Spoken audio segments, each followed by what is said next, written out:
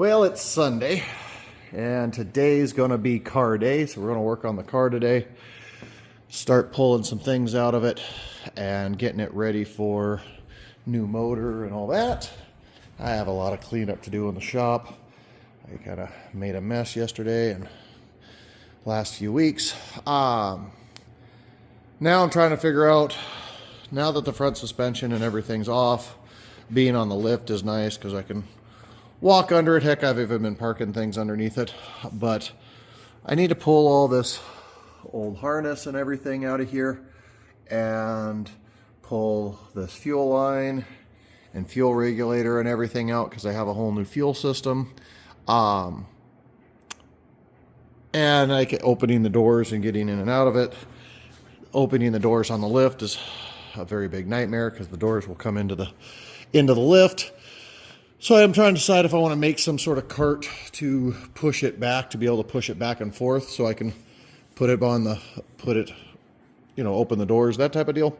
Or if I want to go get the front suspension and just kind of mock up the front suspension in it just so I can put tires on it so I could roll it back and forth. I kind of feel like if I'm going to put the suspension on, I want to kind of put it on and be done. I don't really like doing things 27 times. Twice or once for mock-up and once for teardown is fine, but that's that. So I'm going to lower it down. I need to pull the fuel tank out of it. The fuel tank is that fuel cell in the trunk. I'm going to get rid of this exhaust and kill this. So all the exhaust is going to come out of it so that I have room for the new fuel tank and things that direction. And basically do more of a tear down and lightly mock up of some of the new parts and that kind of deal. Good old Sweppy charger, got a little bit of progress. Rear end's done, got more wiring and things done. Trying to figure out, like we talked about before, this module has to be under the dash somewhere. Where I was going to put it, it's quite obvious, so I kind of loosely mocked up the dash in spot so that I can kind of find a place to put it. I think I can get that up under where the wiper motor is going to go, because the wiper motor goes right where that big gap hole is. Oh, speaking of wiper motors, we might as well show that a little bit. So I've had multiple run-ins with wiper motors and problems, and that car is a perfect example. If you don't use the factory wiper switch with the factory motor, because of the way they park, see the CUDA's 3 speeds, they wipe up on the windshield, but when you turn it off, the wipers actually shut down and go under the windshield, so they actually park and go down under the dash. Other wipers, when they park, they just stop. They just run and stop. And this car is no different. This is the one, when they run here, but when they get done, they just basically stop at the bottom position. The 70 white Dodge that I have on a modern frame with a modern computer running that motor, it was funny. I was able to take the wiring harness from the factory computer that went to the 70s wiper motor. And I always say never wire by color, but it was kind of funny. The factory wiring in the 2000 something chassis I was using to the 1970 had the exact same color wires going to the wiper motor. So for whatever reasons, I just hooked up color to color, turned it on, and in the 70, delays, slow is slow, fast is fast, and they all work off the little controller on the dash, which makes it really awesome. I thought I could do the same thing with this because we are using the original chassis to this modern truck, and I tried hooking up the wires to the wiper motor, and in any kind of sequence or anything I turned on to, I could not get the wiper motor from this 66 to work, yes, off the computer, but if you take your meters and read, I basically had a high voltage line, a fast speed, a slow speed, and a park and a common ground in my wiring harness to the wiper motor. I went to the extent of tearing one of the wiper motors down. Following the wires, we see that we have basically 4 wires to this wiper motor, and I spent a bunch of time on other people's pages and research online, spending a couple hours yesterday trying to figure out what does this wire do. This wire basically connects here, then connects here. There's two wires here that then go into the motor that go to this set of windings and this set of windings. When you open it up, that is nothing but a contact switch. So every time the wiper goes around, it opens and closes that contact. So that's just a contact signal to this, which would tell me it's either in the park position or that's where that's going. And so went through and through. Then you have this green wire here that's on the back side of that, actually comes all the way around to these magnets on the back side of the motor, where this side is actually grounded. So you have to have a body ground to ground these to make this work. And we went round. So then I went out to the parts truck and found the wiper motor that works for the frame and chassis of everything that is. And I plugged that motor in and it works. Everything works, speed works, and it totally worked. And so then I tested what those wires do on that motor to see if I can get them to work. And then because I tore this down, I went out to good old Rusty and I stole this wiper motor off of Rusty. Figured maybe it was the motors why I couldn't get it to work, and these wires looked in better condition. So I tried to make this work, couldn't make this work. Found things online to where you can test these and put power to one and ground to this, and I could make it work, but I couldn't make it work in the truck to park and run. And then same thing with old factory switches, going down this just massive wormhole of how do I make this work? And on these older trucks, instead of the wiper motor being out under the cowl in weather and conditions, these actually mount in the cab, so they're under the windshield inside the cab, and then just this arm is what's outside that runs your wipers. So after a couple hours, it's actually 3 or 4 hours, screwing with the wipers, I took the plate that this motor was mounted to, mounted the motor off of the newer truck so that the plug just plugs directly in, and cut the arm off this motor so that I would have the proper connection to the proper blades. Orientated this motor in the park position so I knew exactly where park was, turned this on to the computer, found park on this motor, bolted it down, welded the position there. And the cool part about this motor is it has a spline shaft. When I take this nut off, I can actually turn it and adjust it just a tiny bit if it's not in an exact good park position. So sad part is when I decided to use this motor, and a friend of mine came over after we messed with the motors trying to figure it out, told me why don't I just use the new motor since it works. I kind of thought it would take forever to fab it up and figure it out, but honestly it took 20 minutes to bolt this motor to this plate and make that end. So 4 hours wasted for something that could have taken me 20 minutes, which is what I'm going to end up doing. I put that in and now I have park and delay and speed controls and everything that way. I also made a battery box, which looks all cruddy and yucky right now. I just slapped some paint on my welds and caulked my seams and seam sealed it. I'm going to let this dry, which it's pretty dry right now. Then this is all going to get sanded down. And when I've got some little touch-up paints on things on this vehicle to do, I'm just going to mask off and repaint this top fender so that my battery box is painted. But I wanted a good thick heavy paint in there for battery corrosion and waters and things that direction. I was going to put it up under the fender and lay up underneath to hook up the battery connections and hide the battery connections back in the fender. But that also goes back to, this is a driver. I don't care that there's exposed hoses. I don't care that, you can see some of the harness and that type of deal. It's a driver and for fun. You want to open it up and see it. It does not bother me to open the hood and have a battery sitting here and have two top posts going off. Absolutely fine. No big deal. Totally will work. In fact, this paint is the leftover paint that I had when I painted the Ram Charger about a month or so ago, and I just mixed up that oil-based Van Sickle and I mixed the two browns and chromes together and made that kind of silvery brown.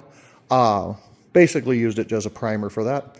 But I'll clean up this girl, get it cleaned up, clean up a bunch of tools, and let's work on that today. So I'll pull it apart and show some progress on it, and let's see if I can get the CUDA a little bit further away, or further away. All right, pause. I just got done putting the wiper motor back in Rusty. So that motor, I probably won't end up throwing it away. So we got chores to do before we can play. So let's grab the keys to Rusty. Wham! And take our chores and take garbage out. Absolutely insane. It's almost 60 degrees outside. We're below everything. Oh, you know what I need to do? Probably need to check fuel. Here's how we check the fuel. Take this rod off that holds the tailgate on. Take this plate off. Oh, come on. Normally it just falls out. Open our fuel can. Oh, we got plenty of fuel. All right, enough to take garbage out.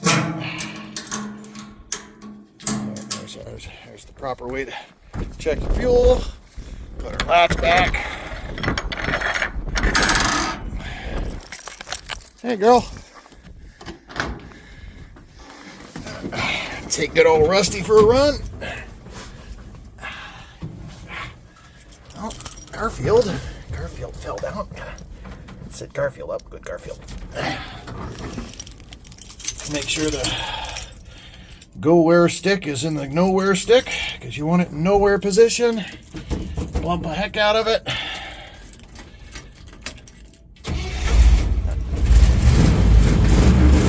Oh, Lex into repair. Off the stack up there.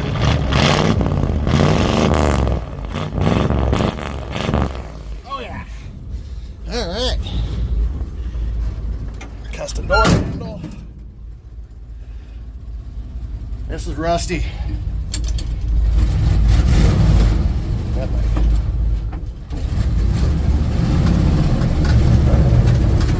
And we're off. Do a quick brake check. Yep, at least one of the tires works.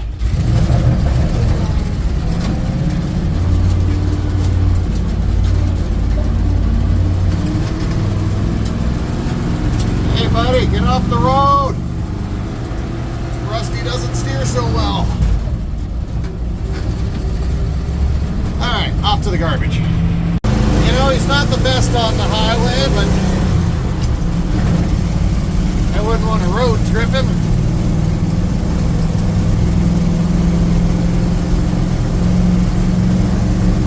The radio sounds nice. Oh, and there's fourth. Can you believe it is January in Montana and I'm driving with the window down? Absolutely insane. We should be in like 4 feet of snow, and I should be in a different truck because this thing is sketchy as the shit. But, alright. We'll keep bombing them down the road. Let's see how fast am I going. Wow, I need to go faster. Speed this guy up a little more. Woohoo! Well, now I gotta put the camera down. We got a corner coming up here, and it takes both hands on the wheel. Football. In neutral. Shuts the key off. We're home. Garbage officially done. Let's go inside. Work on a car. Yeah, clean up the shop, then work on a car. All right, so pulled all the wires, got the QuickTime controlling wires pulled off. I had to laugh. So apparently this hole in the, which you can't quite see, and the subframe, I had drilled a small hole all the way up into the cab, and that's where the wires are coming through. So it was a long time ago when I did this, and I can't remember half the crap I did. These are actual QuickTime mufflers. I met the owner of QuickTime at SEMA, and these are like hand-tigged, hand-welded exhaust tips, and they didn't sell them because they weren't exact. Like if you look down, you see this one's a little bit different than that one. And so for the money and what they weren't happy with the production at the time because they were handmade, so they weren't going to sell them over the counter, but I kind of made a deal with and was able to order them for this little project. So that's cool. But if anyone wants tuned exhaust stainless steel QuickTime mufflers and cutouts, they're gonna be on the ground here in about 30 seconds as soon as I can use my other hand. So apparently I can't get the hoops over the differential with the mufflers. Those are actually pretty heavy. So my other option is I might be uh-oh, my battery dead? No, it's not. Cut! Oh, fine, don't cut. Alright, get a battery. Down! Cut! Hole! This bolt is spinning on both sides, so I need to open the trunk and get up under there. So we'll unbolt a bunch of that stuff. Lovely nylon nuts, so for some reason I have to have something on top, something underneath, and I can work on all that. Alright. CUDA coming down! CUDA coming down! Sitting low. She's got a lot of junk in her trunk, so this is the master shifter that shifts the transmission. Goes through the cable, goes down under the car, runs off the paddle shifters underneath. Got the nitrous bottle. This is the fuel cell. And there's actually the amp back there for the stereo system. So let's clean out the trunk so we can unbolt all this stuff and go from there. Alright, fuel cell's been fighting me. Got the shifter loose. Get this. The problem is I put a couple gallons of fuel in this when I took it for its little test ride the other day. I guess about a month ago now. Alright, but see if I can pull that off to the side. Get that out of the way. Put it back up on the hoist. And get the fuel cell out of it. Tank's out. That aeromotive fuel pump and filter that was under the tank sounded like a jet engine. When that pump turned on, it was crazy loud. Most of the trunk is kind of cleaned out. I've got the electrical, started labeling some of the stuff there. Need to jack her back up, find out what's keeping that on so I can get the master shift pulled out of it. And that's the trunk. You can see a lot of surface rust on top of the bullhide bed liner material that this trunk was lined with. That's just from all these screw holes when we drilled and mounted stuff, like these bare metal holes with things were drilled through. And so the shavings and the metal shavings that sat down in there, I didn't do a good job of cleaning and washing any of that out. It was literally like put it together and drove it. Like as soon as this thing made noise, I was excited to drive it, and I was driving it right away. But let's get that shifter out. Bring her up.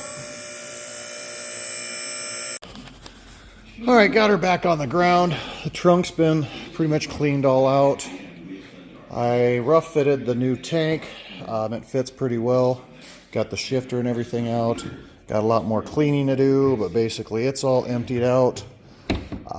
Now we're kind of moved up front, and the engine Watto harness is right there.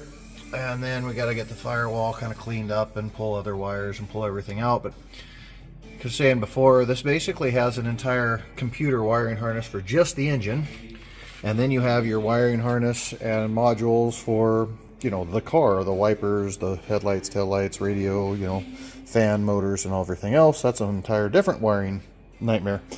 So I've been cutting and pulling. I was trying to figure out how to make like a engine cart or something, or a motor cart or car cart, to set this car on, put wheels on the back so I could roll this back so I could open the doors all the way so I could kind of get in here and work on it. But just thinking whatever I do is going to fall apart, and it's kind of nice being on the lift so I can go up and down with it, up and down. So I've pulled the seats. Well, I went to pull the seats out, and I think the seats were in before the roll bar. I know the roll bar comes in, I don't know. I can't get the seat completely out, and I don't want to scratch and damage stuff, so I got the seat unbolted and pulled all the way back so I can get back under here. I've been pulling wires, and I unbolted the harness, and I've unbolted the fuse panel, and I've been pulling things down. I took a bungee cord to tie wires back so I could see what I was doing. There's just relays and controls and thingies on top of thingies, and the BCM for the computer, and then there's the basically your very small, like, easy wiring harness, like a hot rod wiring thing. It doesn't take much room. It was mounted up under there. That big wad is the engine harness and controller, and you realize that's, you know, that's pretty thick. It's a couple inches in diameter of just a lot of wires. Got the drive-by-wire pedal and everything there. I had to pull some of the heater hoses out so I could get to the wires back there. I pulled other wires out. It was a lot cleaner and decent. I mean, it wasn't pristine and perfect by any means, but I at least had the wires somewhat clean and tucked up and mounted to things. And so I've just been down here cutting, pulling, tearing apart. The actual engine harness, or engine computer, is in the glove box up underneath there. So I need to take that glove box out, get that apart to see if I can pull the harness out and pull it through. I'm really hoping I don't have to pull this dash out. If I have to pull the dash, I might walk away from it for a while. They're almost impossible to take out. You have to take the windshield out. These are a glued in windshield. There's screws right between the glass and that when they're put in. Got to pull the steering column. If I got to do all that just for an upgraded engine, that's upsetting. Back to trying to get the car in and out. I am not the smallest guy in the world. I'm almost 6'5", or I am 6'5", but I can't. Getting in and out and through there and laying upside down, I'm already a little done with pulling wires. So I am going to go pull the glove box, crawl over that, and lay in there and see what I need to do. At some point I need to probably pull that center console, because I know there's a lot of wires in that center console. And I'm holding the camera up way too high.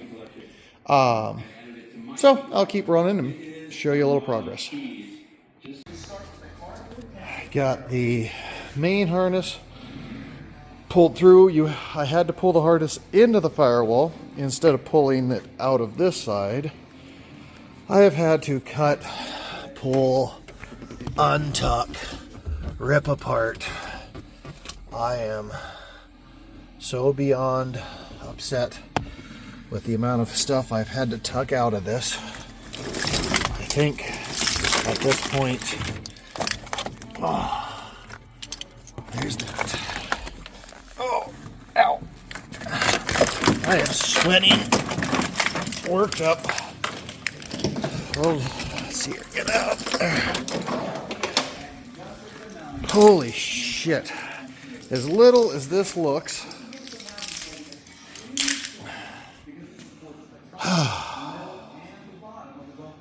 hello. So basically, that's everything on the engine. This is everything under the dash. These are the feed wires and control wires and things that way. The problem that we had is this fuse box and this control module for the computer was actually under the glove box, between the glove box and the heater box, and then the heater hoses and all the vent hoses were kinked up, and so I had to ungrom it and ungrew it loom, take everything out of looming, pull everything apart, and just rip the living bejeebus out of everything. So, yay! That is that.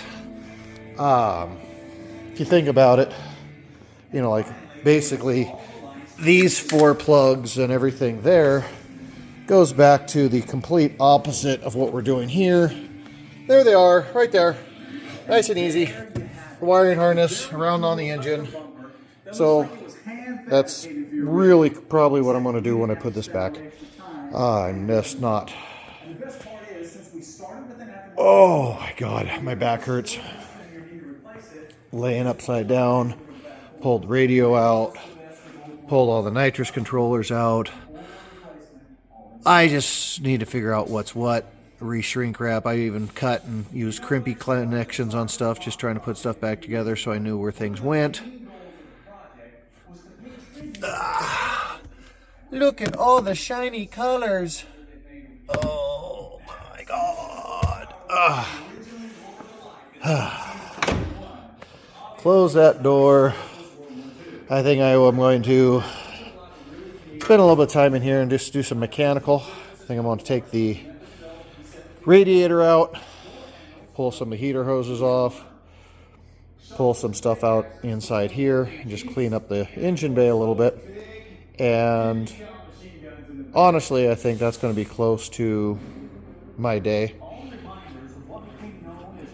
I've got things pulled, things ready. I think next week we're going to try to figure out how to get this motor unpalleted and get it hung up, lifted, so I can change the pan, change the engine mounts, see if the headers I have will fit it, strip all the wiring off of this, which I say the wiring, this underside in here, the amount of wiring in here is what the original car would have had. So this whole engine compartment and everything that way is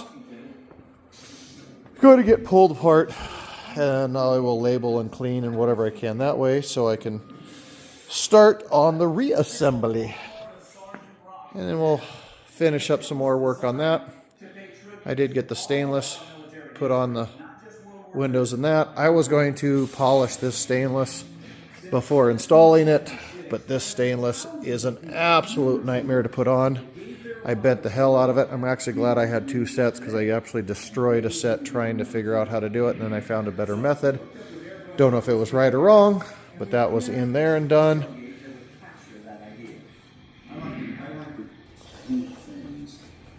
So get this cleaned up a little bit more, and then maybe I can get closer to the reassembly process.